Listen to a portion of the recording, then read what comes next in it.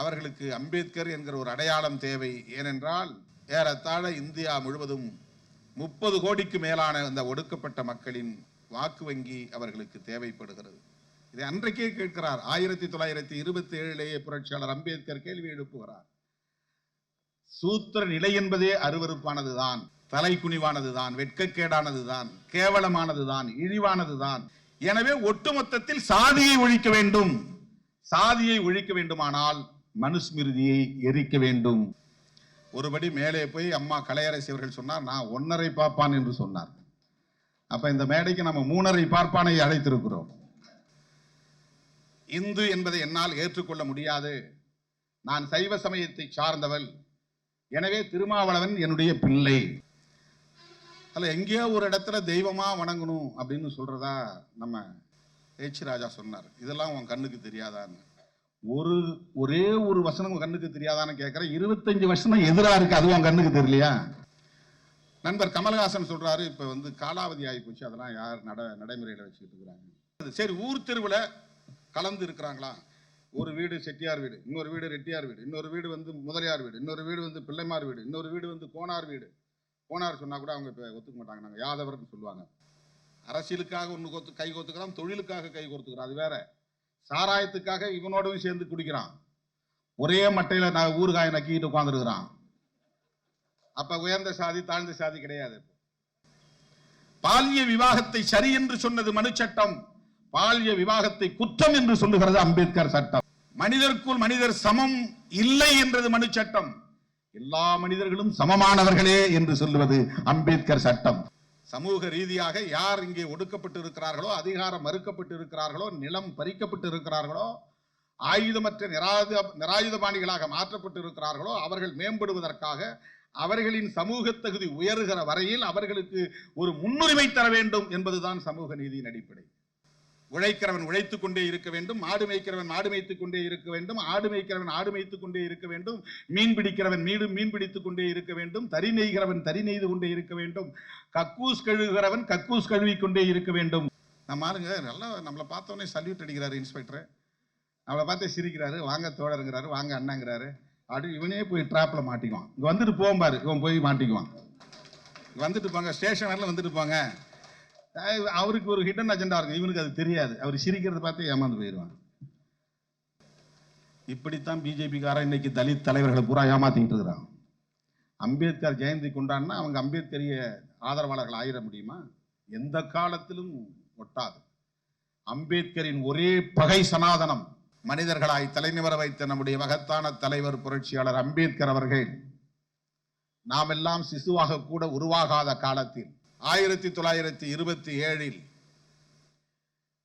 இதே 25 டிசம்பரில் மராத்திய மண்ணில் ஒரு இஸ்லாமியருக்கு சொந்தமான இடத்தில் ஒரு பார்ப்பனரை வைத்து தலைமை தாங்க வைத்து மக்கள் முன்னிலையில் இந்த மனுஸ்மிருதி என்கிற நூலை எரித்தார். இன்றைக்கு மனு நூலை பற்றி நாம் பேசுகிறோம் என்றதும் அவர்கள் குய்யோ முறையோ என்று குதிக்கிறார்கள், கொதிக்கிறார்கள். இவன் இந்து விரோதி என்று முத்திரை குத்த பார்க்கிறார்கள். தரம் தாழ்ந்த நிலையில் விமர்சனம் செய்கிறார்கள். மிக அருவருப்பான நடையில் நம்மை தூற்றுகிறார்கள். அதை பற்றி நாம் கவலைப்படவில்லை. ஆனால் அவர்கள் 1927 புரட்சியாளர் அம்பேத்கர் அவர்கள் இந்த மனு நூலை, மனு சட்டத்தை ஏன் எரித்தார் என்பதை படித்து பார்க்க வேண்டும். அந்த வரலாற்றை புரட்டி பார்க்க வேண்டும். புரட்சியாளர் அம்பேத்கருக்கு பிறந்த நாள் விழா கொண்டாடுகிற சங் பரிவார் கும்பல், அவரை அரசியல் ஆதாயத்திற்காக பயன்படுத்திக் கொள்ளுகிற பாரதிய ஜனதா கும்பல், புரட்சியாளர் அம்பேத்கரின் இந்த போராட்டம் எந்த பின்னணியில் நடந்தது என்கிற வரலாற்றை படித்தறிய வேண்டும். அவர்களுக்கு அம்பேத்கர் என்கிற ஒரு அடையாளம் தேவை. ஏனென்றால் ஏறத்தாழ இந்தியா முழுவதும் 30 கோடிக்கு மேலான இந்த ஒடுக்கப்பட்ட மக்களின் வாக்கு வங்கி அவர்களுக்கு தேவைப்படுகிறது. அவர்களின் வாக்குகளை இழந்துவிடக் கூடாது என்கிற அடிப்படையிலே அவர்கள் உத்திகளை வகுத்து செயல்படுகிறார்கள். உண்மையிலேயே சனாதனத்தின் முதல் எதிரி, சனாதனத்தின் ஒரே எதிரி, சனாதனத்தின் மூர்க்கமான எதிரி புரட்சியாளர் அம்பேத்கர் அவர்கள்தான். இந்த சங் பரிவார் கும்பல் இந்து சமூகத்திற்கு உண்மையிலேயே அவர்கள் பாதுகாப்பு அரணாக இருப்பார்களே ஆனால், சனாதனத்தை பாதுகாக்கக்கூடிய பாதுகாவலர்களாக இருப்பார்களே ஆனால், அவர்கள் வெளிப்படையாக எதிர்க்க வேண்டிய முதல் எதிரி புரட்சியாளர் அம்பேத்கர் அவர்கள்தான். அவரைத்தான் அவர்கள் தங்களுடைய முதல் எதிரியாக வெளிப்படையாக அறிவிக்க வேண்டும். ஏனென்றால் அவரை போல மிக கடுமையாக வெகு மக்களை திரட்டி சனாதனத்தை எதிர்த்த ஒரு அரசியல் தலைவர் எவரும் இல்லை. பகுத்தறிவு பகலவன் தந்தை பெரியார் அவர்கள் கூட தேர்தல் அரசியலில் ஈடுபடாத ஒரு தலைவர். ஆனால் புரட்சியாளர் அம்பேத்கர் அவர்கள் தேர்தல் அரசியலிலும் இருந்தார். வாக்கு சேகரிக்கக்கூடிய ஒரு களத்தில் நின்று கொண்டே சனாதனத்தின் மீது கொடூரமான தாக்குதலை, தீவிரமான தாக்குதலை, அதிதீவிரமான தாக்குதலை நடத்திய தலைவர் புரட்சியாளர் அம்பேத்கர் அவர்கள். ஆனால் இவர்கள் புரட்சியாளர் அம்பேத்கருக்கும் ஜெயந்தி கொண்டாடுகிறார்கள். அம்பேத்கர் ஜெயந்தி. அம்பேத்கர் சிலைகளை தேடி வந்து மாலை அணிவிக்கிறார்கள். அம்பேத்கர் சிலைக்கு அருகில் நெருங்குவதற்கு அருகதையற்றவர்கள் இந்த சனாதன கும்பல். அம்பேத்கர் பெயரை உச்சரிப்பதற்கு கூட தகுதி இல்லாதவர்கள். எனக்கு தெரிந்து ஒரு தலைவரின் பின்னால் பல லட்சக்கணக்கான மக்கள் அணிவகுத்து ஒரு மதத்தை விட்டு முற்றாக வெளியேறினார்கள் என்று வரலாறு இந்தியாவை தவிர, புரட்சியாளர் அம்பேத்கரின் வரலாறை தவிர வேறு எங்கும் நிகழ்ந்ததாக இல்லை. இந்த 21ஆம் நூற்றாண்டிலே கடந்த காலங்களில் எப்படி என்று நமக்கு தெரியாது. மன்னர்கள் மதம் மாறினால் குடிமக்கள் அப்படியே மதம் மாறுவார்கள். அது அந்த காலத்தில் நிகழ்ந்திருக்கும். ஆனால் 20ஆம் நூற்றாண்டிலே ஒரு தலைவருடைய பேச்சை கேட்டு காலம் காலமாக தலைமுறை தலைமுறையாக தாம் பின்பற்றி வந்த பழக்க வழக்கங்கள் அனைத்தையும் முற்றாக கைவிட்டுவிட்டு, வாழ்க்கை முறையை உதறிவிட்டு, உடுத்தும் உடைமுறையை உதறிவிட்டு, உண்ணும் உணவு முறையை உதறிவிட்டு ஒரு மதத்தை விட்டு பல லட்சக்கணக்கான பேர் வெளியேறுகிறார்கள் என்று சொன்னால் அது பூவுலகில் எங்கும் நிகழாத புரட்சி. புரட்சியாளர் அம்பேத்கரின் தலைமையில் நடந்த ஒரு புரட்சி. அவர் பௌத்தத்தை தழுவினார் என்பதை விட இந்து மதத்தை விட்டு வெளியேறினார் என்பதுதான் அடிக்கோடிட வேண்டிய ஒன்று. ஒரே நாளில் 10 லட்சம் பேர் ஒரு மதத்தை விட்டு வெளியேறினார்கள். ஏன்? இதைத்தான் நாம் கேள்வியாக எழுப்புகிறோம். உலகத்தின் எல்லா நாடுகளிலும் இந்துக்கள் உண்டு, இல்லை என்று நாம் மறுக்கவில்லை. அமெரிக்காவிலே இந்துக்கள் வாழ்கிறார்கள், இங்கிலாந்திலே இந்துக்கள் வாழ்கிறார்கள், ஐரோப்பிய நாடுகளிலே இந்துக்கள் வாழ்கிறார்கள், அராபிய நாடுகளில் கூட இந்துக்கள் வாழ்கிறார்கள். ஆனால் அவர்கள் பெரும்பாலும் இந்தியாவிலிருந்து புலம்பெயர்ந்தவர்கள் தான். பெரும்பாலும் அல்ல, 100 விழுக்காடு. இந்தியாவிலிருந்து புலம்பெயர்ந்த இந்துக்கள் தான் பிற நாடுகளில் வாழ்கிறார்கள். ஆனால் இந்தியாவிலே இருக்கிற இஸ்லாமியர்கள் அராபிய நாடுகளில் இருந்து புலம்பெயர்ந்தவர்கள் அல்ல. இந்தியாவிலே இருக்கிற கிறிஸ்தவர்கள் ஐரோப்பிய நாடுகளில் இருந்து புலம்பெயர்ந்தவர்கள் அல்ல. உலக நாடுகள் முழுவதும் அப்படி இஸ்லாமியர்களும் இருக்கிறார்கள், கிறிஸ்தவர்களும் இருக்கிறார்கள். அந்தந்த மண்ணின் பூர்வீக குடிகள், அந்தந்த மண்ணை சார்ந்த குடிமக்கள். அவர்கள் இஸ்லாத்தை ஏற்றுக்கொள்ளக்கூடிய நிலை இருக்கிறது, கிறிஸ்தவத்தை ஏற்றுக்கொள்ளக்கூடிய நிலை இருக்கிறது. நான் கேட்கிறேன், உலகத்தில் வேறு எந்த நாட்டிலாவது, எந்த நாட்டின் ஒரு குடிமகனாவது நான் கிறிஸ்தவத்தை விட்டு இந்துவை ஏற்றுக்கொண்டேன், இந்து மதத்தை ஏற்றுக்கொண்டேன், நான் இஸ்லாத்தை விட்டு இந்து மதத்தை ஏற்றுக்கொண்டேன் என்று சொல்லுகிற, சான்று காட்டுகிற நிலை உண்டா? ஒரே ஒரு ஆள். கிறிஸ்தவத்திற்கு முன்னர் தோன்றிய மதம், இஸ்லாத்துக்கு முன்னர் தோன்றிய மதம், எந்த காலத்தில் தோன்றியது என்றே வரையறுத்து சொல்ல முடியாத அளவுக்கு தொன்மை வாய்ந்த மதம் என்றெல்லாம் சொல்லப்படுகிற நிலையிலே ஏன் இந்த மதம் இந்தியாவை தாண்டி வேறு எந்த மண்ணிலும் எந்த தேசத்திலும் பரவவில்லை? 2000 ஆண்டுகளுக்கு முன்னர் தோன்றிய கிறிஸ்தவத்தை உலக நாடுகளில் 200க்கும் மேற்பட்ட நாடுகளில் அதை உள்வாங்கி இருக்கிறார்களே, ஏற்றுக்கொண்டிருக்கிறார்களே, பரவி இருக்கிறதே. அரேபிய நாடுகள் முழுவதும், இன்னும் உலக நாடுகள், தென்னாப்பிரிக்க நாடுகளிலும் இஸ்லாம் பரவி இருக்கிறதே. ஆட்சி அதிகாரத்திலே இருக்கிறார்களே, இஸ்லாமிய நாடுகளே உருவாகி இருக்கின்றனவே, கிறிஸ்தவ நாடுகளே உருவாகி இருக்கின்றனவே. ஏன் இந்தியாவை தவிர வேறு எந்த இடத்திலும் எந்த தேசத்திலும் அந்த நாட்டின் குடிமகன் இந்து மதத்தை ஏற்றுக்கொள்ளவில்லை என்பதை இந்துக்களுக்காக பாடுபடக்கூடியவர்கள் ஒரு கணம் சிந்தித்து பார்க்க வேண்டும். உங்களுடைய நல்லதுக்காக நான் சொல்லுகிறேன். நம்முடைய மதம் ஏன் இதுவரையில் வேறு எந்த நாட்டிலும் எந்த நாட்டு குடிமக்களாலும் ஏற்றுக்கொள்ளப்படவில்லை, அது ஏன் பிற தேசங்களில் பரவவில்லை என்று என்றைக்காவது ஒரு நாள் நீங்கள் சிந்தித்து பார்த்ததுண்டா? ஒரே காரணம்தான், இந்த ஒரு மதம் தான் சமத்துவத்துக்கு எதிராக இருக்கிற மதம். உலகத்தில் வேறு எந்த மதமும் சமத்துவத்தை மறுக்கவில்லை. மானுட சமத்துவத்திற்கு எதிரான மதம். பரப்பின் அடிப்படையிலே உயர்வு தாழ்வை போதித்து அதை நிலைப்படுத்தி இருக்கிற ஒரு கோட்பாடு, என்றும் அழியாதது, எக்காலத்திலும் மாறாதது என்கிற பொருளை கொண்ட சொல் சனாதன் என்கிற சொல்.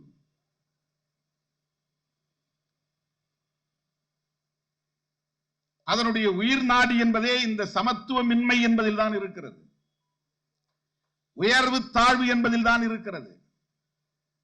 மேல் கீழ் என்கிற அந்த கருத்தியலில் தான் இந்த மதத்தின் உயிர் நாடி இருக்கிறது. அதனால்தான் இந்த மண்ணின் குடிமக்கள், இந்த நாட்டின் பூர்வீக குடிகள் கிறிஸ்தவத்தை ஏற்கிறான், இஸ்லாத்தை ஏற்கிறான். ஐரோப்பிய நாடுகளில் இருந்து புலம்பெயர்ந்து வந்து இங்கே கிறிஸ்தவர்கள் குடியிருக்கவில்லை. மறுபடியும் சொல்லுகிறேன், அராபிய நாடுகளில் இருந்து வந்து இங்கே இஸ்லாமியர்கள் இல்லை. ஆகவே இந்த மண்ணை சார்ந்த குடிமக்கள் இப்படி இன்னொரு மார்க்கத்தை ஏற்றுக்கொள்ளக்கூடிய அளவுக்கான ஒரு நிலை இங்கே ஏன் ஏற்பட்டது? ஏன் அது தேய்ந்து வருகிறது? ஏன் அது சுருங்கி வருகிறது? அது ஏன் வலுக்குன்றி வருகிறது? அது ஏன் ஒரு சிறுபான்மை மதமாக மாறிக்கொண்டிருக்கிறது? ஒப்பீட்டளவிலே, உலக அளவிலே பௌத்தத்துக்கு முந்தைய மதம், கிறிஸ்தவத்திற்கு முந்தைய மதம், இஸ்லாத்துக்கு முந்தைய மதம். இந்த கேள்விக்கு நீங்கள் விடை தேட வேண்டாமா? இதைத்தான் நாம் எழுப்புகிறோம். இதில் உள்ள குறைபாடுகளை கண்டறிந்து சொன்ன தலைவர்களை நீங்கள் விமர்சிப்பதை விட இந்த குறைபாடுகளை களைய வேண்டும் என்றல்லவா எண்ண வேண்டும். அதுதானே புத்திசாலித்தனம், அதுதானே அறிவுடைமை என்று சொல்ல முடியும். அதைத்தானே உங்கள் மொழியிலே சொல்ல வேண்டுமானால், உங்களுக்கு ஆதரவான நிலையிலே இருந்து பணியாற்றிய தயானந்த சரஸ்வதி சுவாமிகள் சொன்னார். ஆரிய சமாஜத்தை நிறுவியவர் தயானந்த சரஸ்வதி சுவாமிகள் ஆரிய சமாஜத்தை எதற்காக உருவாக்கினார்? ராஜாராம் மோகன் ராய் அவர்கள் பிரம்ம சமாஜத்தை எதற்காக உருவாக்கினார்? இந்த மதத்தின் கொடூரமான கோட்பாடுகளை சரி செய்ய வேண்டும், சீர் செய்ய வேண்டும் என்பதற்காகத்தானே, சதி வழக்கத்தை ஒழிப்பதற்காகத்தானே ராஜாராம் மோகன் ராய் தன்னுடைய இறுதி மூச்சு வரையில் போராடினார். பெண்களுக்கு எதிரான கொடுமைகளை எதிர்த்து தானே பேசினார். அவரும் ஒரு இந்து தானே. தயானந்த சரஸ்வதி சுவாமிகளும் ஒரு இந்து தானே. அவரை நாங்கள் விமர்சிக்கிறோமா? அவரை பற்றி என்றைக்காவது நாங்கள் வெளியில் பேசியிருக்கிறோமா? இந்த மதத்தில் உள்ள குறைபாடுகளை சுட்டிக்காட்டி உலகம் முழுவதும் போய் பரப்புரை செய்தாரே சுவாமி விவேகானந்தர், விவேகானந்தரை பற்றி நாங்கள் பேசுகிறோமா? நாராயண குருவை பற்றி ஏதேனும் நாங்கள் சொல்லுகிறோமா? ஐயா வைகுண்டரை பற்றி நாங்கள் ஏதேனும் பேசுகிறோமா? அவர்கள் எல்லாம் இந்துக்கள் தானே உங்கள் மொழியில். ஏனென்றால் அவர்கள் இங்கே பிறப்பின் அடிப்படையில் நிலவுகிற இந்த வேறுபாடுகளை, பாகுபாடுகளை, உயர்வு தாழ்வு என்கிற கேடுகளை, சீர்கேடுகளை களைய வேண்டும் என்று விரும்பினார்கள். அதற்கான பரப்புரைகளை மேற்கொண்டார்கள். அந்த மதத்தில் இருந்து கொண்டே, அந்த களத்தில் நின்று கொண்டே அதை அவர்கள் செய்தார்கள், துணிந்து செய்தார்கள். அவர்களை எல்லாம் உங்களால் ஒரு நாளும் ஏற்றுக்கொள்ள முடியவில்லையே. உங்களுக்கு குரு சவர்கரும் கோட்சேயும் தானே. அவர்கள் எப்படிப்பட்டவர்கள்? உங்களின் கோட்பாட்டு குரு மனு தானே. அவர் என்ன சொல்லுகிறார் என்பதை இங்கே ஸ்லோக வாரியாக எடுத்து படித்து காட்டினாரே நம்முடைய அண்ணன் பழ கருப்பையா அவர்கள். மனுவை ஏற்றுக்கொள்ளுகிற உங்களால், ஏற்றுக்கொள்ள முடிகிற உங்களால் ஏன் இந்த சீர்திருத்த செம்மல்களை, இந்த மதத்தில் இருந்தே போராடியவர்களை உங்களால் ஏற்றுக்கொள்ள முடியவில்லை? அவர்களை பற்றி ஏன் உங்களால் பொது மேடைகளில் பேச முடியவில்லை? பாலிய விவாகத்திற்கு எதிராகவும் சதி வழக்கத்திற்கு எதிராகவும் போராடி அதிலே சாதித்து காட்டிய ஒரு போராளிதான் ராஜாராம் மோகன் ராய்.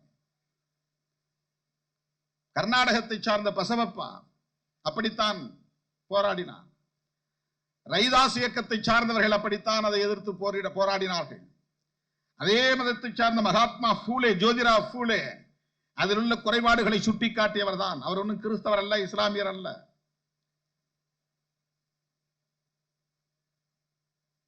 ஆகவே இந்த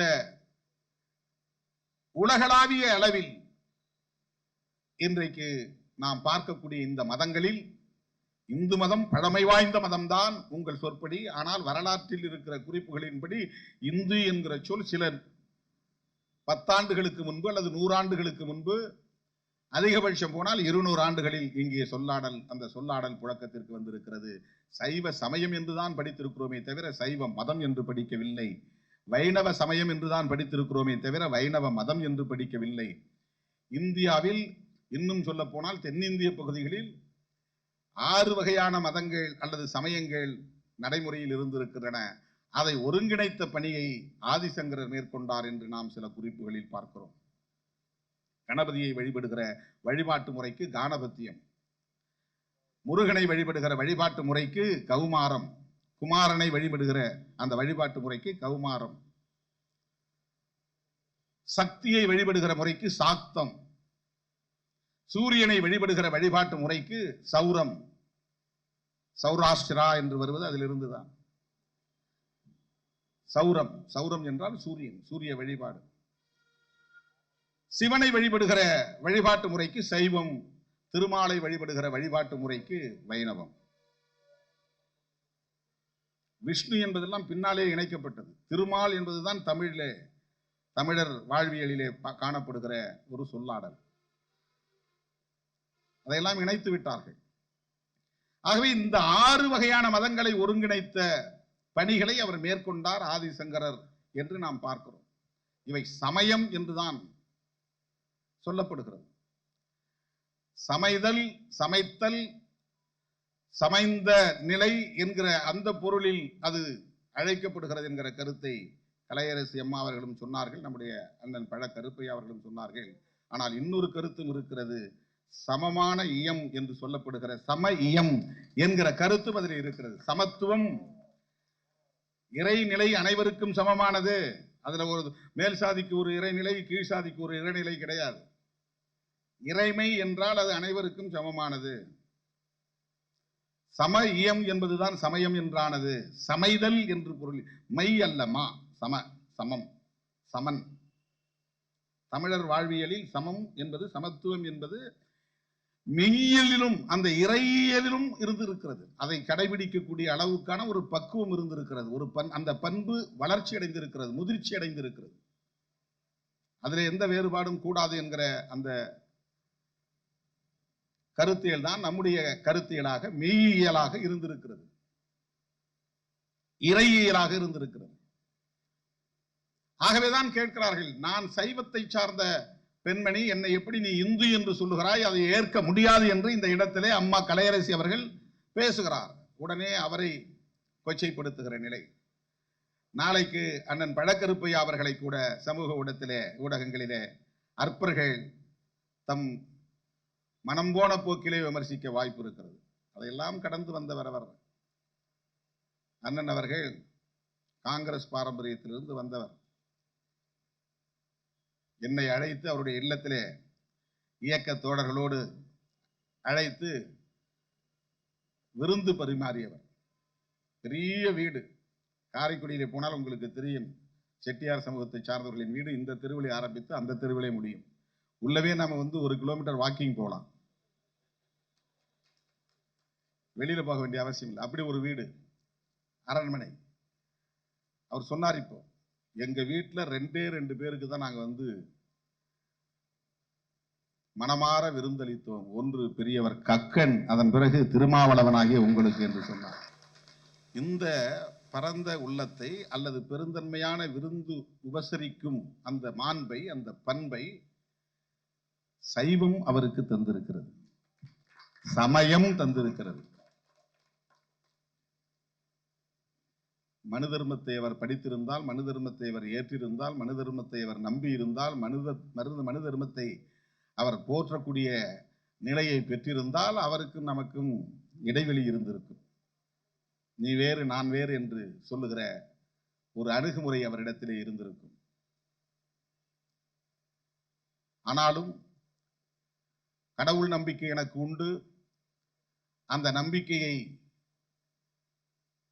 பெற்றிருந்தாலும் கூட மானுடம் மகத்தானது, இத்தகைய முரண்பாடுகள் கூடாது, இழிவு திணிக்கக்கூடிய அந்த போக்குகள் கூடாது என்கிற அந்த உயரிய கருத்தியலை அல்லது பண்பாட்டை அவர் பெற்றிருக்கிறார்.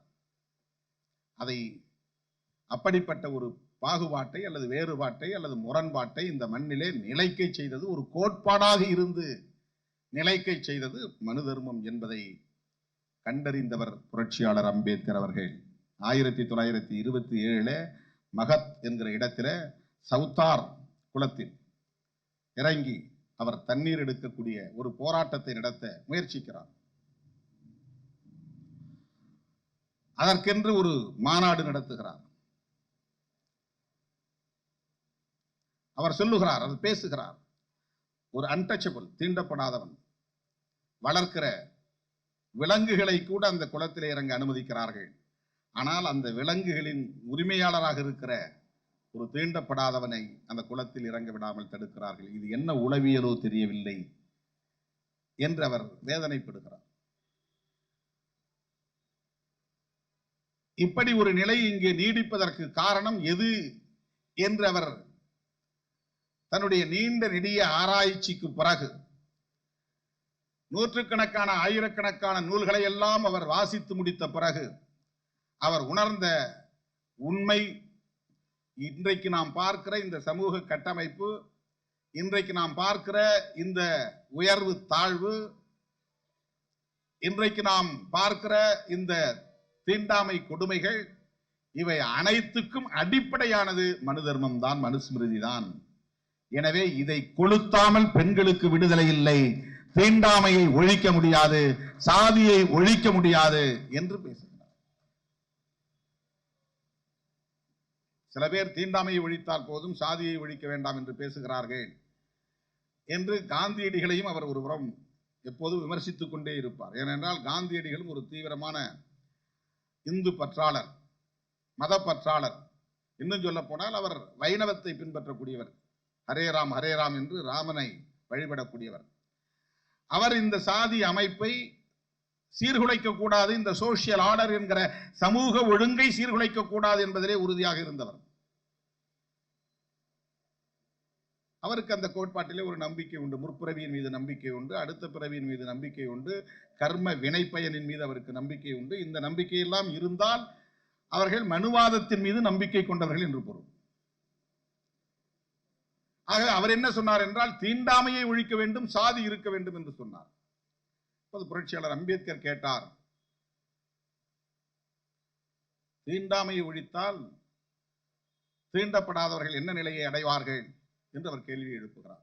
ஒருவேளை தீண்டாமையை ஒழிக்கப்பட்டு விட்டால் தீண்டப்படாதவர்களாக இருந்தவர்கள் அடுத்த என்ன நிலையை அவர்கள் அடைவார்கள்?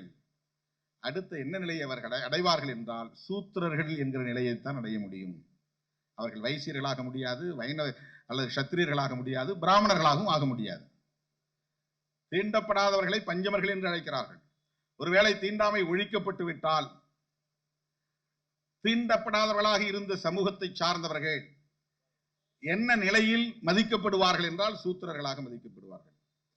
சூத்திரர்களை இந்த ஸ்மிருதிகள் மனுஸ்மிருதி உட்பட எப்படி நடத்துகிறது என்ற கேள்வியை எழுப்புகிறார். சூத்திரர்களை சாதி வெறியர்களாகவும் மத வெறியர்களாகவும் தான் நடத்துகிறது, மனிதர்களாக நடத்தவில்லை.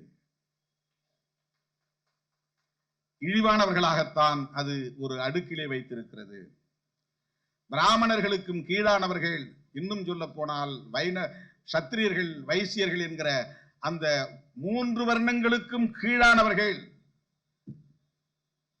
அதை பெரியார் அவருடைய மொழியிலே சொன்னார், சூத்திரன் என்றால் அப்பன் பெயர் தெரியாதவன். இன்னும் அவர் பச்சையாக சொன்னார். எனவே சூத்திர நிலைக்கு உயர்வதுதான் தீண்டாமை ஒழிப்பு கோரிக்கையை முன்வைப்பது. எனக்கு தீண்டாமை வேண்டாம், என்ன இன்னொரு சாதியா சேர்த்துக்கோ. இன்னொரு சாதியான்னா என்ன, எந்த வர்ணத்துக்குள்ள உன்னை கொண்டு போய் வைக்க முடியும்? இதை அன்றைக்கே கேட்கிறார். 1927 புரட்சியாளர் அம்பேத்கர் கேள்வி எழுப்புகிறார். சூத்திர நிலை என்பதே அருவருப்பானதுதான், தலைக்குனிவானதுதான், வெட்கக்கேடானதுதான், கேவலமானதுதான், இழிவானதுதான். எனவே ஒட்டுமொத்தத்தில் சாதியை ஒழிக்க வேண்டும். சாதியை ஒழிக்க வேண்டுமானால் மனுஸ்மிருதியை எரிக்க வேண்டும். அந்த முறையை, அது உருவாக்கி வைத்திருக்கிற சமூக கட்டமைப்பு முறையை தகர்க்க வேண்டும். அந்த புரிதல் இருந்தாதானே, கோட்பாட்டு தெளிவு இருந்தாதானே செயல்பாட்டு தெளிவு வரும். சில பேர் சிஸ்டம் சரியில்லைம்பாங்க. இந்த சிஸ்டம் சரியில்லைன்னா ஒவ்வொரு சிஸ்டத்துக்கு பின்னாலையும் ஒரு கான்செப்ட் இருக்குங்கிறத புரிஞ்சுக்கணும். சிஸ்டம் சரியில்லைன்னா கான்செப்ட் சரியில்லைன்னு அர்த்தம். சிஸ்டம் சரியில்லைன்னா பாலிசி சரியில்லைன்னு அர்த்தம். சிஸ்டம் சரியில்லைன்னா பிலாசபி சரியில்லைன்னு அர்த்தம். எல்லா சிஸ்டம்களும் ஒரு தத்துவத்தின் அடிப்படையில் தான் உருவாக்கப்படுகிறது. ஒரு தத்துவத்தின் அடிப்படையில் தான் உருவாக்கப்படுகிறது. இப்ப சிஸ்டத்தை சரி செய்யணும்னா நீங்க கான்செப்டை சரி செய்யணும்னு அந்த புரிதல் இருந்தால் தான் செய்ய முடியும், இல்லைன்னா முடியாது. அப்ப இந்த சோசியல் சிஸ்டம் சரியில்லைன்னா இதற்கான கான்செப்ட் எது, இதற்கான கோட்பாடு எது, இதற்கான கொள்கை எது? அதை புரட்சியாளர் அம்பேத்கர் உணர்ந்து சொல்லுகிறார். இன்றைக்கு இங்கே இருக்கக்கூடிய ஒரு இன்இக்வாலிட்டி என்கிற, இன்ஜஸ்டிஸ் என்கிற முறைமைகள் தொடர்வதற்கு காரணம் சமத்துவமின்மையும் அநீதி முறைமைகளும் இங்கே தொடர்வதற்கு காரணம் ஒரு கோட்பாடு. அதுதான் மனுஸ்மிருதியின் கோட்பாடு. அது வெறும் கருத்தியலாக மட்டுமில்லாமல் சட்டமாகவும் இருக்கிறது. அதனால்தான் நான் பல முறை பேசுகிற போது மனு சட்டம் என்று கூட சொல்லுவேன். இந்த துண்டறிக்கையிலும் மனு சட்டம் என்று தான் நாம் பதிவு செய்திருக்கிறோம். நம்முடைய வரலாற்றை படிக்கிற காலத்தில் கூட அதை கோட் ஆஃப் மனு என்று தான் சொல்லி தருகிறார்கள். கோட் ஆஃப் மனு, கோடு என்றால் சட்டம், CODE, கோட் ஆஃப் மனு, மனு சட்டம். ஆகவே அந்த மனு சட்டம் வெறும் வாழ்வியல் கோட்பாட்டை மட்டும் சொல்லக்கூடியதாக இல்லை, ஒரு சமூக கட்டமைப்பை நிர்மாணிப்பதற்கான, நிறுவுவதற்கான சட்ட வரையறைகளாகவும் அது இருக்கிறது. பிராமணன் தவறு செய்தால் என்ன தண்டனை, சூத்திரன் தவறு செய்தால் என்ன தண்டனை, பிராமண பெண் ஒழுக்கம் தவறினால் என்ன தண்டனை, சூத்திர பெண் ஒழுக்கம் தவறினால் என்ன தண்டனை,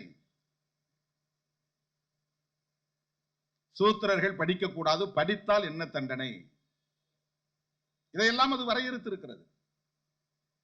சாதி கலப்பு கூடாது, வர்ண கலப்பு கூடாது. சாதி கலப்பு, வர்ண கலப்பு கூடாது என்பது எந்த கோட்பாட்டில் இருந்து வருகிறது? தூய்மைவாதம் என்கிற கோட்பாட்டில் இருந்து வருகிறது. தூய்மைவாதம் வந்தால் அதற்கு எதிர் சொல்லாடல் தேவை. தூய்மை என்றால் தீட்டு. இந்த தீட்டு என்கிற கருத்தாடல் எதிலிருந்து வருகிறது என்றால் தூய்மை என்கிற கருத்தாடலில் இருந்து வருகிறது. தூய்மைவாதத்தை காப்பாற்ற வேண்டுமானால் கற்பு என்கிற ஒரு புதிய கருத்தியல் தேவைப்படுகிறது. ஏன்னா இனக்கலப்பு கூடாது, சாதி கலப்பு கூடாதுன்னா எங்க அங்க முக்கியமான முடிச்சு இருக்கிறது என்றால் பெண்ணை ஒடுக்குமுறைக்கு உள்ளாக்க வேண்டும். ஒரு பெண்ணை பிடிச்சு கையில வச்சுக்கிட்டா இனக்கலப்பு நிகழாது. அவன் கண்காணிப்பிலே வச்சுக்கணும், மானிட்டர் பண்ணிக்கிட்டே இருக்கணும். இனக்கலப்பு நிகழ்வதற்கு எது அங்கே காரணமாக இருக்கிறது என்றால் பெண் என்கிற இனம்தான் காரணமாக இருக்கிறது. ஆகவே பெண்ணை பிடித்து வைத்துக் கொண்டால் இனக்கலப்பு நிகழாது, சாதி கலப்பு நிகழாது, வர்ண கலப்பு நிகழாது. வர்ண கலப்பு நிகழாமல், சாதி கலப்பு நிகழாமல், இனக்கலப்பு நிகழாமல் தடுக்கப்பட வேண்டும் என்றால் பெண்ணை ஒடுக்க வேண்டும். பெண்ணும் நம் மனிதன் மாதிரி, ஆண் மாதிரி ஒரு உணர்ச்சி உள்ளது. அப்ப ஒரு போதனைகளின் மூலமா பெண்களை கட்டுப்படுத்த முடியாது. எப்போதுமே ஒரு ஆர்டர் என்றால் அங்க ஒரு வன்முறை இருக்குன்னு அர்த்தம். ஒரு ஒழுங்கு என்றால் அங்கே ஒரு வன்முறை நிகழ்ந்திருக்குன்னு அர்த்தம். வன்முறை இல்லாமல் எந்த ஒழுங்கும் இங்கே உருவாகாது. ஆகவே ஒரு குடும்பம் என்கிற அமைப்புக்குள்ளே அந்த பெண் கணவனுக்கு கட்டுப்பட்டவளாக, மாமனாருக்கு கட்டுப்பட்டவளாக, மாமியாருக்கு கட்டுப்பட்டவளாக, நாத்தனாருக்கு கட்டுப்பட்டவளாக, புருஷனுக்கு கட்டுப்பட்டவளாக, ஆண்களாக இருக்கிற பிள்ளைகளுக்கு கட்டுப்பட்டவளாக, இயல்பாகவே ஒடுங்கி முடங்கி அவள் இந்த வாழ்க்கைக்குள்ளே தன்னை தயார்படுத்திக் கொள்கிறாள். அதற்கு அவள் இணங்கி வாழ்கிறாள் என்றால், இப்படிப்பட்ட ஒரு ஒழுங்கு ஒரு பெண்ணுக்குள்ளே உருவாக்கப்பட்டு இருக்கிறது என்றால், திணிக்கப்பட்டு இருக்கிறது என்றால், ஆதி காலத்தில் கொடூரமான ஒடுக்குமுறை பெண்களுக்கு எதிராக நிகழ்ந்திருக்கிறது என்று பொருள். மிக கொடூரமான ஒடுக்குமுறையின் மூலம்தான் இன்றைக்கு பெண்கள் இயல்பாகவே அதற்கு இணங்கி போகிற ஒரு நிலை உருவாகி இருக்கிறது. அந்த ஒடுக்குமுறைக்காக கண்டறியப்பட்ட ஒரு கருத்தியல் தான் கற்பு என்பது. அதுக்காக தான் பாலிய விவாகம். 6 வயசுல பிடிச்சு கொடுத்துறான்ட்ட அவன் பார்த்துவான். அவன் முன்னால அவ ருது ஆகணும். ருதுன்னா பருவத்துக்கு வரணும். புருஷன் முன்னால, மாமனார் முன்னால. அப்ப அவ களங்கம் இல்லாதவள், கரைபடாதவள், பத்தினியாகவே வீட்டுக்கு வந்திருக்கிறாள். கணவன் இறந்த பிறகு பத்தினியாகவே போக வேண்டும். அதற்காக உடன்கட்டை ஏறுது. இந்த வாழ்க்கை முறையை, இந்த வழக்குகளை எது இங்கே உருவாக்கியது, வரையறை செய்தது? இந்த கருத்தியலை எது உருவாக்கியது? இதைத்தான் விவாதிப்போம் என்கிறோம். ஆகவே தூய்மைவாதத்தை நிலைப்படுத்துவதற்கு உருவான இன்னொரு கருத்தியல் தான் கற்பு என்பது. கற்பு என்று வந்தால் அதற்கு எதிர் சொல்லாடல் விபச்சாரம் என்று வருகிறது. இந்த கற்பு நிலையை மாறினான்னா அவ விபச்சாரி, விபச்சாரம். இப்படிப்பட்ட கருத்தியல்களை இந்த மண்ணிலே நிலைப்படுத்தியதற்கு அடிப்படை கோட்பாடாக இருந்தது மனு ஸ்மிருதி தான். பெண் ஒடுக்குமுறையில் இருந்துதான் அனைத்து ஒடுக்குமுறைகளும் விரிவாக்கம் பெறுகிறது. மனு தர்மத்தை பற்றி பேசுவதற்கு அண்ணன் பழக்கருப்பையா அவர்கள் இந்த மேடைக்கு வருவதை விட, திருமாவளவன் இந்த மேடையில் இருப்பதை விட, பெண்கள் நிற்க வேண்டும், பெண்கள் பேச வேண்டும் என்பதுதான் நம்முடைய விருப்பம்.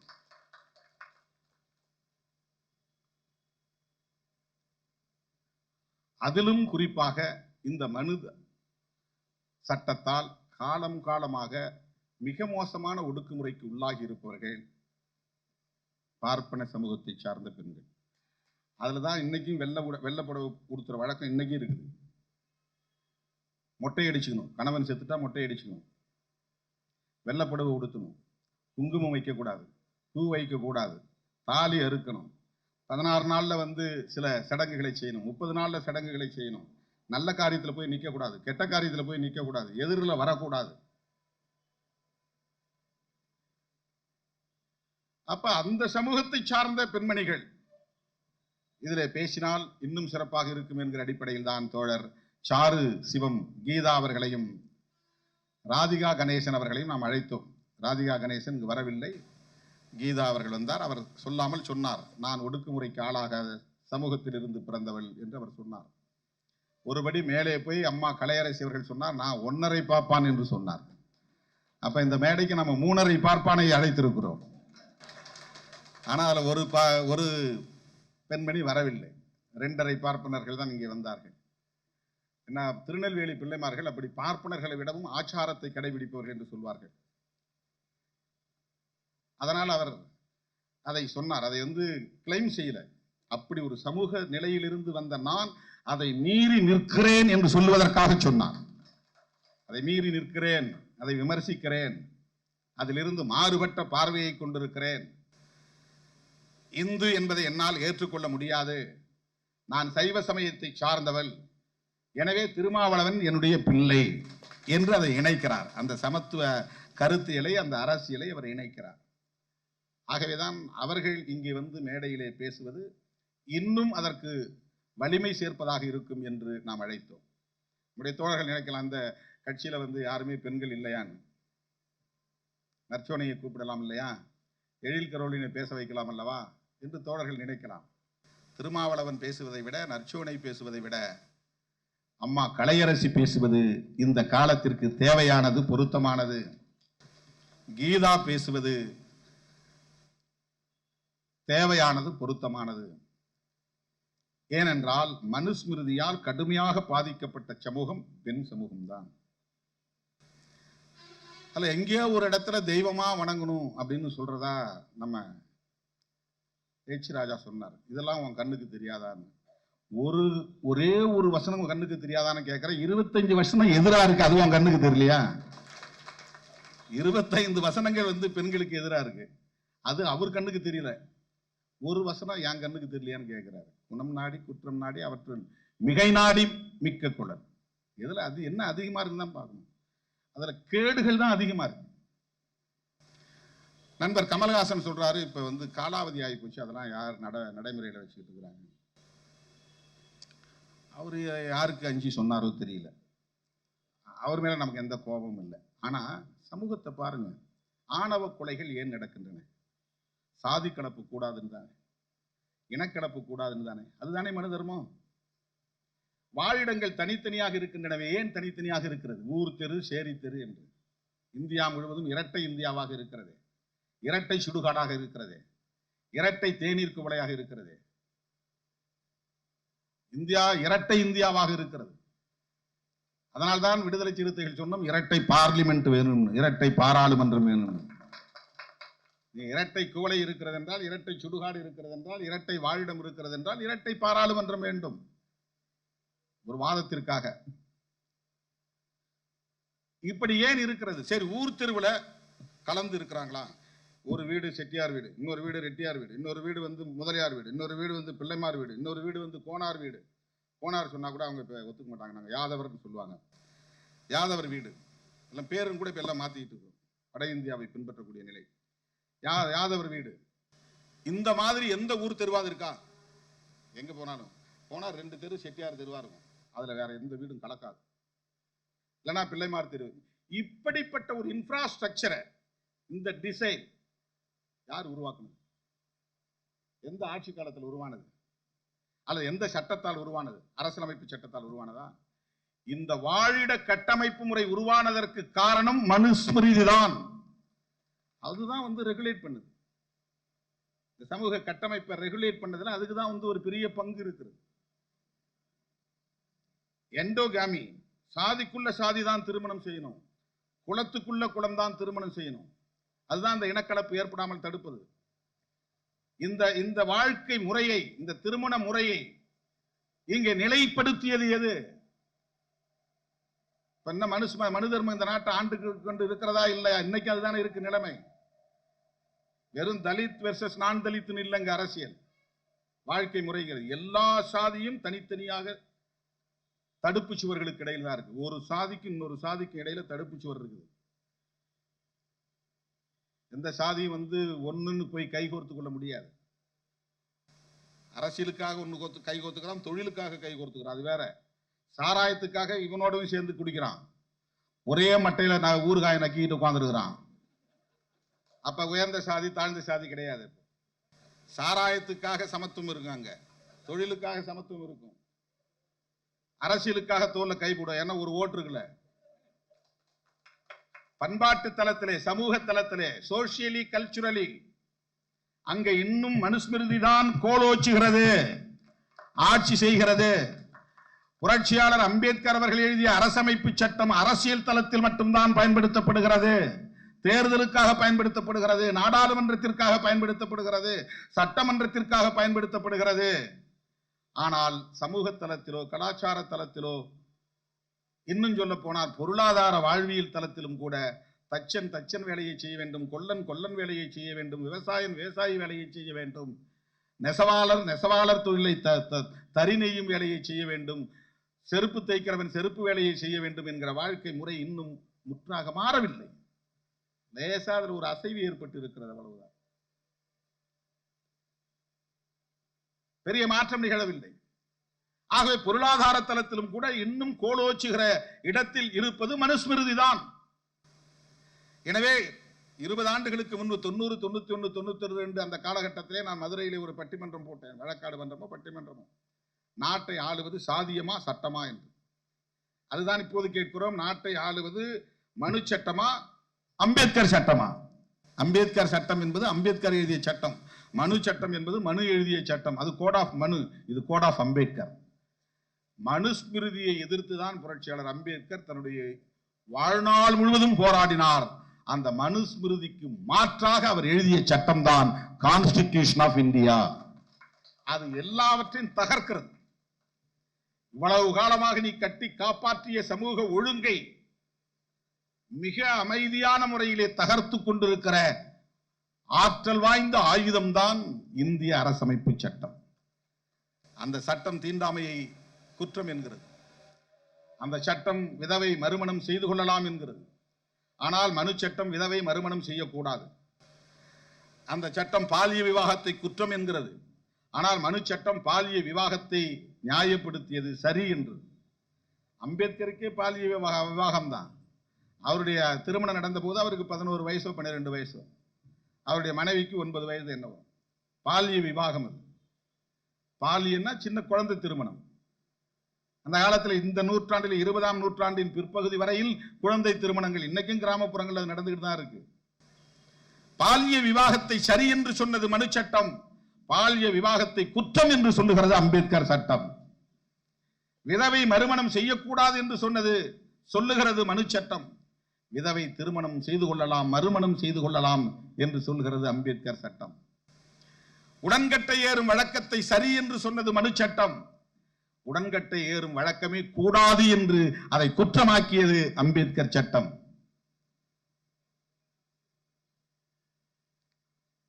மனிதருக்குள் மனிதர் சமம் இல்லை என்றது மனு சட்டம். எல்லா மனிதர்களும் சமமானவர்களே என்று சொல்லுவது அம்பேத்கர் சட்டம்.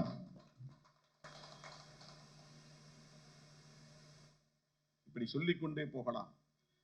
அம்பேத்கர் சட்டம் மனு சட்டத்தை தகர்ப்பதற்கான ஆயுதம். இங்கதான் நீங்க கவனிக்கணும். ஏன் பிஜேபி நாம் எதிர்க்கிறோம், ஏன் சங் பரிவார்களை எதிர்க்கிறோம் என்றால், அவர்களின் இறுதி இலக்கு, அவங்களுடைய அல்டிமேட் எய்ம், அவங்களுடைய அல்டிமேட் டார்கெட் இங்கே இந்து ராஷ்டிரத்தை உருவாக்க வேண்டும், இந்துஸ்தானை உருவாக்க வேண்டும். இந்து ராஷ்டிரத்தை உருவாக்குவதற்கு எது தடையாக இருக்கிறது என்றால் அம்பேத்கர் சட்டம் தான் தடையாக இருக்கிறது. அம்பேத்கர் சட்டம் இருக்கிற வரையில், கான்ஸ்டிடியூஷன் ஆஃப் இந்தியா இருக்கிற வரையில் இந்த மண்ணில் அவர்களுடைய கனவு நனவாகாது. எனவே இந்து ராஷ்டிரத்தை உருவாக்க துடிக்கிறவர்கள் அம்பேத்கர் சட்டத்தை எப்படி பாதுகாப்பார்கள், எப்படி நடைமுறைப்படுத்துவார்கள்? சமூக நீதியை மறுக்கிறது மனு சட்டம், சமூக நீதியை தருகிறது அம்பேத்கர் சட்டம். சமூக நீதி தான் வயா மீடியா. எதுக்கு? பழமைவாதத்தை தகர்த்து புதிய இந்தியாவை கட்டமைப்பதற்கு, சமத்துவத்தை, அந்த இலக்கை அடைவதற்கு. சமூக நீதியின் மூலமாகத்தான் சமத்துவத்தை அடைய முடியும். நேரடியாக சமத்துவத்துக்கு போக முடியாது. சோசியல் ஜஸ்டிஸ் இதை நேரடியா பிஜேபி காரனால எதிர்க்க முடியாது. அதனால அவன் என்ன பண்ணா, எக்கனாமிக்கல் ஜஸ்டிஸ் கொண்டு வந்துட்டான். சோசியல் ஜஸ்டிஸ்க்கு நேர் எதிரானது economical justice. Economical based reservation கூடாது. இதை அன்றைய ஜாம்பவான்கள் விவாதித்து தான் ஒரு முடிவுக்கு வந்தாங்க. பண்டிட் ஜவஹர்லால் நேரு பிரதமராக இருந்த காலத்திலே, அவர்கள் எல்லாம் வெள்ளைக்காரன் ஆட்சிக்கு நடந்த காலத்திலேயே, கான்ஸ்டிடியூவன்ட் அசம்பிளி என்கிற அந்த அரசியல் நிர்ணய சபை கூட்டத்திலேயே இது பற்றியெல்லாம் விரிவாக விவாதித்துதான் சோசியல் ஸ்டேட்டஸ் என்கிற அடிப்படையில் இந்த சோசியல் ஜஸ்டிஸ் என்கிற கோட்பாட்டை ஏற்றுக்கொண்டார். சமூக ரீதியாக யார் இங்கே ஒடுக்கப்பட்டு இருக்கிறார்களோ, அதிகாரம் மறுக்கப்பட்டு இருக்கிறார்களோ, நிலம் பறிக்கப்பட்டு இருக்கிறார்களோ, ஆயுதமற்ற நிராயுதபாணிகளாக மாற்றப்பட்டு இருக்கிறார்களோ, அவர்கள் மேம்படுவதற்காக அவர்களின் சமூக தகுதி உயர்கிற வரையில் அவர்களுக்கு ஒரு முன்னுரிமை தர வேண்டும் என்பதுதான் சமூக நீதியின் அடிப்படை. பிரிஃபரன்ஷியல் ரைட், அது ஒன்றும் பிச்சை போடுவதல்ல, பரிதாபம் பார்த்து கொடுப்பதல்ல. அது பிரிஃபரன்ஷியல் ரைட், ஒரு முன்னுரிமை. அதுதான் சோசியல் ஜஸ்டிஸ். இப்ப நேரடியாக அதை எதிர்க்க முடியல, அம்பேத்கரை நேரடியாக எதிரின்னு சொல்ல முடியல. அதனால அம்பேத்கர் ஜெயந்தியை கொண்டாடிக்கிட்டு அம்பேத்கர் எழுதிய சட்டத்துக்கு வேட்டு வைக்க பார்க்கிறார்கள்.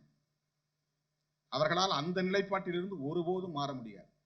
இந்து ராஷ்டிரம் அமைக்க வேண்டும் என்கிற கனவுதான் அவர்களின் ஒரே கனவு. அதற்கு தடையாக இருப்பது அரசமைப்பு சட்டம் தான். அந்த அரசமைப்பு சட்டத்தை தூக்கி எறிந்துவிட்டு மறுபடியும் அவர்கள் என்ன சட்டத்தை கொண்டு வர வேண்டும் என்று விரும்புகிறார்கள்? பழைய சோசியல் ஆர்டர், சமூக ஒழுங்கு, பிராமணர்கள், சத்திரியர்கள், வைசியர்கள், சூத்திரர்கள் என்று வருணாசிரம அடிப்படையிலே ஒரு சமூக ஒழுங்கை இங்கே மறுபடியும் கட்டமைக்க முடியாது என்றாலும் கூட இந்த பிறப்பின் அடிப்படையிலான உயர்வு தாழ்வை தக்க வைக்க வேண்டும். நீதான், நான் தான். உழைக்கிறவன் உழைத்துக் கொண்டே இருக்க வேண்டும், மாடு மேய்க்கிறவன் மாடு மேய்த்துக் கொண்டே இருக்க வேண்டும், ஆடு மேய்க்கிறவன் ஆடு மேய்த்துக் கொண்டே இருக்க வேண்டும், மீன் பிடிக்கிறவன் மீன் பிடித்துக் கொண்டே இருக்க வேண்டும், தறி நெய்கிறவன் தறி நெய்து கொண்டே இருக்க வேண்டும், கக்கூஸ் கழுவுகிறவன் கக்கூஸ் கழுவிக் கொண்டே இருக்க வேண்டும், குழி புதைக்க தோண்டுகிறவன் குழி தோண்டிக் கொண்டே இருக்க வேண்டும், பறையடிக்கிறவன் பறையடித்துக் கொண்டே இருக்க வேண்டும். இந்த தொழில் முறையில் மாற்றம் நிகழக்கூடாது. இது நிகழ்ந்தால் சோசியல் ஆர்டர் பாழ்பட்டு போயிடும். அதுக்கு யார் ஆள்? திருமாவளவன் படிக்க வந்துட்டான், திருமாவளவனோடு அவனுடைய சகாக்கள்லாம் படிக்க வந்துட்டாங்கன்னா ஊர்ல இங்க போய் யார் இப்போ வந்து அந்த வேலைகளை விவசாய கூலி தொழில வேலை செய்யறது யார்? ஆள் இல்லை. இப்ப அவனுக்கு அது ஒரு பெரிய கவலையா இருக்கு. எதிர்காலம் எப்படி போகுங்கிற கவலையா இருக்கு. இந்த சமூக ஒழுங்கு சிதைந்து கொண்டிருக்கிறது என்பது கவலையாக இருக்கிறது. ஆகவே எப்படியாவது அதை ரெட்ரீவல் பண்ணணும், அதை மறுபடியும் மீட்கணும், அந்த சோசியல் ஆர்டரை கொண்டு வரணும், அதை தக்க வைக்கணும். அதுக்காக அவன் பல உத்திகளை கையாளுகிறான். அம்பேத்கர் ஜெயந்தியை கொண்டாடுகிற காரணத்தினாலேயே அம்பேத்கர் இயக்கங்களை சார்ந்தவர்கள் எல்லாம் அந்த கும்பலின் மாய்மால ஜால வித்தைக்கு மயங்கி போய் கொண்டிருக்கிறார்கள். போலீஸ்காரன் நம்ம கைது பண்றவர்களும் நல்லா தான் பேசிட்டே இருப்பான், ரிமாண்ட் பண்றவர்களும் நல்லா பேசுவான், சோறு வாங்கி கொடுப்பான், குடும்பத்தை விசாரிப்பான். அதனால அவன் நோக்கத்தை அவன் விட்டுருவானா? நம்ம ஆளுங்க நல்லா நம்மளை பார்த்தோன்னே சல்யூட் அடிக்கிறாரு இன்ஸ்பெக்டர், அவளை பார்த்து சிரிக்கிறாரு, வாங்க தோழருங்கிறாரு, வாங்க அண்ணாங்கிறாரு. அப்படி இவனே போய் ட்ராப்ல மாட்டிக்குவான். இங்க வந்துட்டு போகும்பாரு, இவன் போய் மாட்டிக்குவான். வந்துட்டு போங்க, ஸ்டேஷன் வரல வந்துட்டு போங்க. அவருக்கு ஒரு ஹிடன் அஜெண்டா இருக்கும், இவனுக்கு அது தெரியாது. அவர் சிரிக்கிறத பார்த்து ஏமாந்து போயிடுவான். அப்படிதான் நிறைய போலீஸ் வந்து பிடிப்பாங்க. கியூ பிராஞ்செல்லாம் அப்படிதான், எல்லா உளவுத்துறையும் அப்படிதான் பண்ணுவாங்க. திருமாவளவன் எங்க போறாருன்னு கண்டுபிடிக்கணும்னா திருமாவளவன் கூட இருக்கிறவன நட்பா வச்சுக்கிறது, அவரை தோழருங்கிறது, அவரை அண்ணங்கிறது, அவரை தம்பிங்கிறது. இவர் அண்ணனா இப்பதான் நான் பேசினேன், அவர் அங்க தங்கி இருக்கிறாரு, இங்க தங்கி இருக்கிறாரு, அண்ணன் நம்பர் வேணுமா இந்தா வாங்கிக்கிங்க. இப்படித்தான் பிஜேபிக்காரன் இன்னைக்கு தலித் தலைவர்களை பூரா ஏமாத்திக்கிட்டு இருக்கிறான். அம்பேத்கர் ஜெயந்தி கொண்டாடினா அவங்க அம்பேத்கரிய ஆதரவாளர்கள் ஆயிட முடியுமா? எந்த காலத்திலும் ஒட்டாது. அம்பேத்கரின் ஒரே பகை சனாதனம். அம்பேத்கரின் பகைவர்கள் சனாதன சக்திகள். அம்பேத்கர் சமத்துவத்தை நிலைநாட்ட போராடிய ஒரு போராளி, அவர்கள் சமத்துவத்திற்கு எதிரானவர்கள். இந்த அடிப்படையில் தான் நமக்கு விமர்சனம்.